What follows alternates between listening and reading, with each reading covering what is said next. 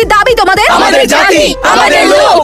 1 ঘন্টার মধ্যে এই ছেলেগুলোর হাত থেকে সুতো খুলে নিয়ে জ্বালিয়ে দিন। ম্যাডাম, ভুলেও এসব করবেন না। অন্য শহর থেকে তো এখানে কাজ করতে এসেছি।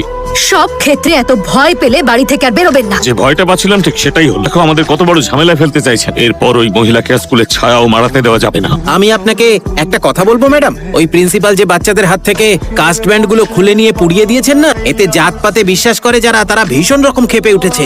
সমাজ থেকে জাতের ভেদাভেদ মোছা সম্ভব না, সেই জন্য তো বার্থ সার্টিফিকেটেরও আগে কাস্ট সার্টিফিকেট দেওয়া হয়। অন্যান্য দেশের লোকেরা সেই চাঁদে পৌঁছে গেছে, আর আমাদের দেশে এখনো জাতপাত নিয়ে লড়াই লেগেই রয়েছে। আর আমাদের দেশের নেতাদের দেখুন, সাধারণ মানুষের মধ্যে লড়াই লাগিয়ে দিয়ে দূর থেকে দাঁড়িয়ে মজা দেখে। ভিড় হয়েছে দেখুন, আজ আমিও ওই মহিলাকে দেখতে চাই।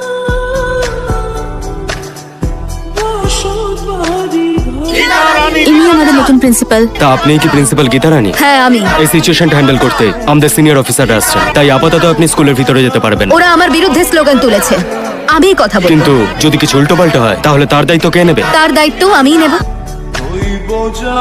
আপনারা কি চান আমি এখান থেকে চলে যাই? তাহলে আমি এখনই রিজাইন করে চলে যাব।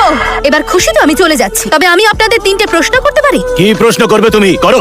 আগে তাদেরকে প্রশ্ন করব যাদেরকে পছন্দ করি, যারা নিজের অধিকারের জন্য লড়াই করছে, আর বিশেষ করে তাদেরকে প্রশ্ন করব যারা আমার বিরোধিতা করছে। রাজ্য সরকারের গত বছরের বাজেট কত ছিল? 1,90,00,000 কোটি টাকা, যার মধ্যে থেকে 70,000 কোটি টাকা বেতন আর পেনশন এই 2 খাতে খরচ হয়েছে, যেটা পুরো বাজেটের 35%। সরকারি কর্মীর সংখ্যা 18 লক্ষ, যার মধ্যে টিচাররাও আছে। এত কিছুর পরেও আপনারা বলতে থাকেন সুবিধা অনেক কম, মাইনে অনেক কম। আর কিছু টিচার তো অযথা কমপ্লেন করে যে আমরা এটা পাচ্ছি না, ওটা পাচ্ছি না। কিন্তু শিক্ষার হারের ঠিক কি অবস্থা? স্টুডেন্টরা বেসিক জিনিস পায় না, ওদেরকে তো ঠিক করে পড়ানো অবধি হয় না। সিস্টেমে পরিবর্তনের প্রয়োজন আছে, কিন্তু আপনারা কখনো এটার জন্য সোচ্চার হয়েছেন? আর আপনি তো নেতা, আপনার পার্টি ঝান্ডা তো শহর জুড়ে, দিকে দিকে আপনার পার্টি অফিস রয়েছে। এসব না করে তো আপনি মানুষের বেসিক প্রয়োজনীয়তাগুলো বোঝার চেষ্টা করতে পারেন। এসব খুবই সেনসিটিভ ব্যাপার। আর সুযোগ বুঝে সিন্দুক ভরতে থাকেন।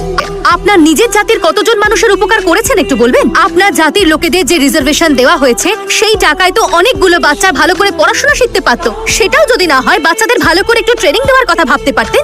বলুন কি বলার আছে? তুমি আমার লোকেদের আমার বিরুদ্ধেই উস্কাতে চাইছো।